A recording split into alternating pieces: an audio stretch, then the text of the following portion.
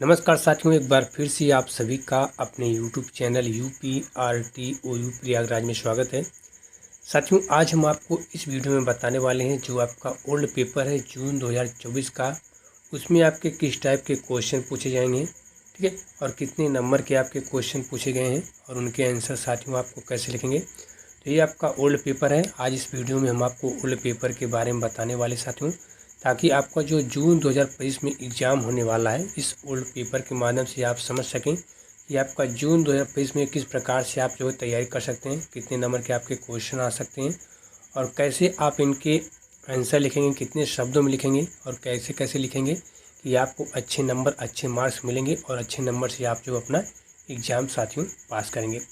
बाकी साथियों और भी बहुत सारे हमने ओल्ड पेपर के बारे में बताया हुआ है। तो हमारा एक UPRTOU यानी ओल्ड पेपर के नाम से एक हमारा प्लेलिस्ट है।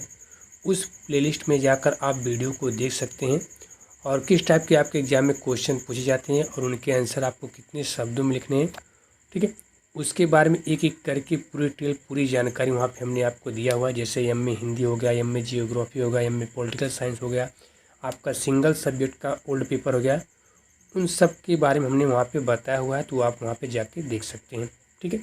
बाकी साथियों हमारे पास यहाँ देखिए एक ओल्ड पेपर है, या EMAHY 109 है, यानी एम में हिस्ट्री का एक ओल्ड पेपर साथियों, जिसके बारे में हम आपको इस वीडियो में पूरा डिटेल में बताने वाले हैं। तो हम आपको बता दें साथियों, ये जो आपका पेपर होता है, पेपर का समय 3 घंटा होता है। कितना? 3 घंटे का ये आपका पेपर होता है और ये 70 नंबर का क्वेश्चन आपका लिखित जो होता है वो आपका 70 नंबर का लिखित आपको एग्जाम में साथियों क्वेश्चन आता है। बाकी 30 नंबर का जो होता है, 30 नंबर का टोटल जो एक पेपर होता है साथियों, वो आपका 100 नंबर का होता है। कितने नंबर का? टोटल जो आपका पेपर होता है एक, वह जो है 100 नंबर का होता है, ठीक है। कितने नंबर का? 100 नंबर का आपका एक पेपर होता है, जिनमें से 30 नंबर का आपको असाइनमेंट लिखकर अपने एडी सेंटर यानी अपने कॉलेज में जमा करना होता है। बाकी 70 नंबर का साथियों यहाँ पर देखिए आपको दिया भी गया है, 70 नंबर का आपका लिखित एग्जाम होता है। और ये जो 70 नंबर का आपका लिखित एग्जाम होता है, ये साथियों ये 2 खंडों में होता है, ठीक है। यहाँ पर देखिए आपको नोट में बताया गया कि ऑल क्वेश्चन आर कंपलसरी, यानी सभी क्वेश्चन आपके अनिवार्य हैं। और there are 2 section in the question paper, यानी जो आपका क्वेश्चन पेपर होता है, जो आपका प्रश्न पत्र होता है, उसमें 2 सेक्शन होते हैं। एक आपका सेक्शन ए होता है, ठीक है, जिसमें आपके शॉर्ट आंसर टाइप क्वेश्चन यानी लघुत्तरीय प्रश्न पूछे जाते हैं। और दूसरा साथियों आपका सेक्शन बी होता है, जिसमें आपके लॉन्ग आंसर टाइप क्वेश्चन पूछे जाते हैं, ठीक है। और अबाउट 100 वर्ड आर प्रिस्क्राइब, ठीक है। यहाँ देखिए इंग्लिश में आपको दिया गया है नोट में, और नोट में आपको हिंदी में भी दिया रहेगा।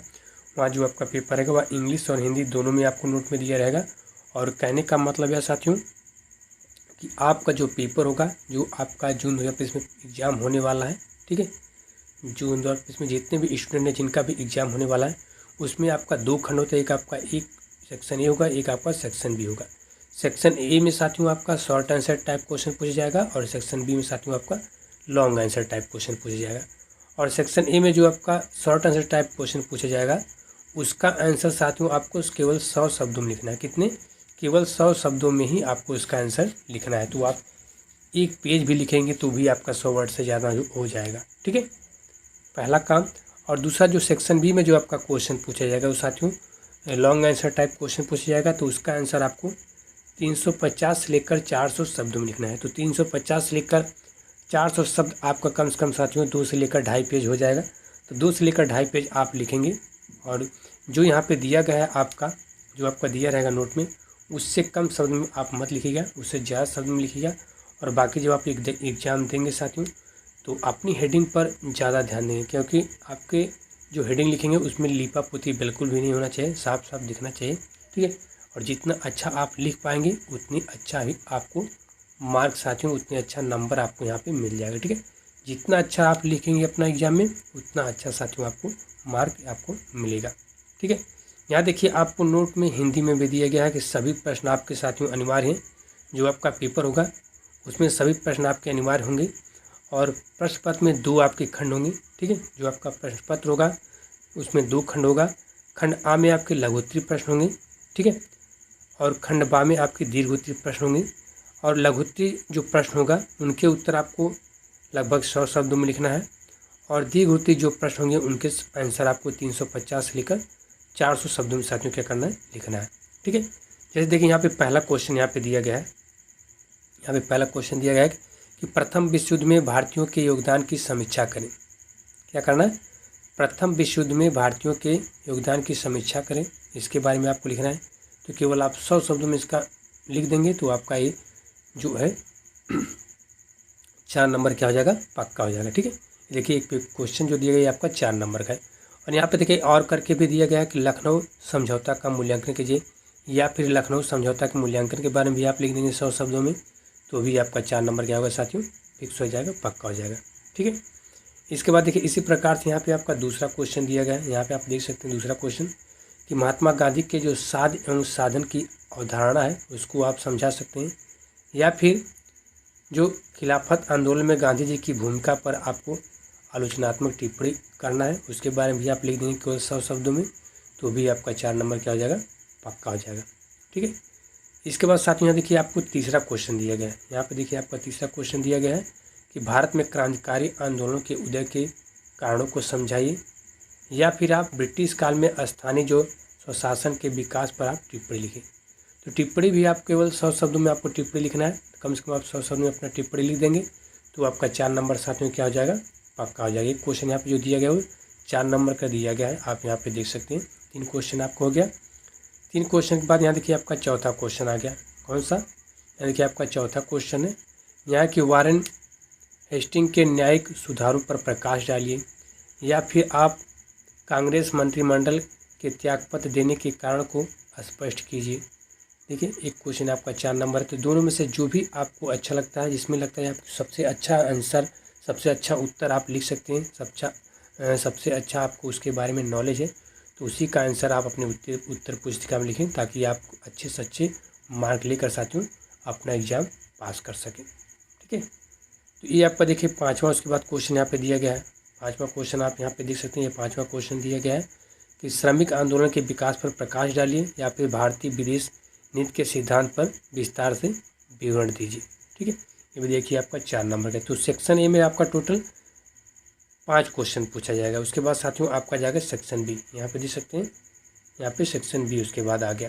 ठीक है, और सेक्शन बी का ये देखिए छठा जो दिया गया ये पहला क्वेश्चन है, और एक क्वेश्चन जो यहाँ पे होगा साथियों वो आपका 10 नंबर का होगा। ठीक है, तो सेक्शन ए में आपके टोटल 5 क्वेश्चन है, इन 5 का मतलब टोटल 10 क्वेश्चन यहाँ पे पूछा गया है। 10 क्वेश्चन का मतलब है केवल 5 ही क्वेश्चन का आपको आंसर लिखना है, और एक क्वेश्चन आपका 4 नंबर का है। ठीक है, तो जो भी आपको 10 क्वेश्चन में से तो कोई ना कोई आपको जरूर आता होगा, तो उसका आंसर आप बहुत आसानी से लिख सकते हैं। फिर यहाँ पे देखिए आपको जो दिया गया, हमें आपको बताएं यहाँ पे जो आपका छठा जो दिया गया है, यहाँ दिया गया कि 1916 के कांग्रेस लीग समझौता के पृष्ठभूमि और प्रावधानों का विश्लेषण कीजिए। क्या इसे भारतीय राष्ट्रवाद का अत्यंत प्रभावशाली अभिव्यक्ति कहना उचित होगा? इसके बारे में साथियों आपको लिखना है, और इसको आपको लिखना है कम से कम 300 से लेकर 400 शब्दों में लिखना है, यानी कम से कम आपका 2.5 पेज से कम नहीं होना चाहिए। ठीक है, कम से कम आपका 2.5 पेज से लेकर 3 पेज तक आप लिखेंगे इसका आंसर, तो साथियों आप अच्छा से अच्छा नंबर, अच्छा मार्क प्राप्त कर पाएंगे। ठीक है, फिर यहाँ देखिए और करके जो दूसरा क्वेश्चन दिया गया हुआ है कि 1917 के चंपारण आंदोलन के लक्षणों का परीक्षण कीजिए। इसे किस सीमा तक गांधी के नेतृत्व में संचालित आगामी लोकप्रिय आंदोलन का आधार माना जा सकता है, या फिर आप इसके बारे में लिख सकते हैं। ठीक है, फिर आपका जगह छठा के बाद 7वां क्वेश्चन यहाँ पे दिया गया है। कौन सा 7वां क्वेश्चन दिया गया कि किस सीमा तक 1917 की मांगटेयू चेम्सफोर्ड घोषणा का क्रियान्वयन 1919 के अधिनियम में हुआ, या फिर 1928 में सर्वदलीय सम्मेलन में विवेचित प्रमुख मुद्दे क्या थे? सम्मेलन के नेहरू रिपोर्ट में जिन्ना की असहमत के क्या आधार थे? इसके बारे में आप लिख सकते हैं। ठीक है, फिर यहाँ पर देखिए आपको दिया गया है 8वां क्वेश्चन, ये है कि स्वराज दल के उत्कर्ष व विकास की विवेचना कीजिए, या फिर सविनय अवज्ञा आंदोलन के उद्देश्यों की समीक्षा कीजिए, व इस आंदोलन की जो प्रगति का विश्लेषण है उसके बारे में आप लिखिए। तो सविनय अवज्ञा आंदोलन तो आप बहुत आसानी से इसके बारे में लिख सकते हैं, गूगल से भी सर्च करके इसको आप लिख डालिए। फिर यहाँ पे देखिए आपको दिया गया है 9वां क्वेश्चन कि 1935 के भारत शासन अधिनियम के प्रावधानों का परीक्षण कीजिए, या फिर आप भारत छोड़ो आंदोलन को किन परिस्थितियों के प्रभावित किया, इसे जनसाधारण के प्रतिभा की प्रकृति क्या थी, इसके बारे में आप लिखिए। ठीक है। और लास्ट वाला देखिए यहाँ पे जो क्वेश्चन आपका दिया गया साथियों, लास्ट वाला ही जो आपका 10वां क्वेश्चन दिया गया हुआ कि अगस्त क्रांति के नेतृत्व, स्वरूप तथा प्रभाव की विवेचना कीजिए, या फिर और करके दिया गया कि भारतीय संघ में भारतीय रियासतों के एकीकरण में सरदार पटेल के योगदान की समीक्षा कीजिए। ठीक है। तो यहाँ पे जो टोटल दिया गया साथियों, टोटल आपका 10 क्वेश्चन दिया गया है और सभी क्वेश्चन का आंसर आपको लिखना है। तो 10 क्वेश्चन दिया गया है, लेकिन और करके टोटल आपका 20 क्वेश्चन हो जाएगा। कितना? टोटल आपका 20 क्वेश्चन हो जाएगा, और 20 क्वेश्चन में से केवल 10 ही क्वेश्चन का आपको साथियों आंसर लिखना है। ठीक है।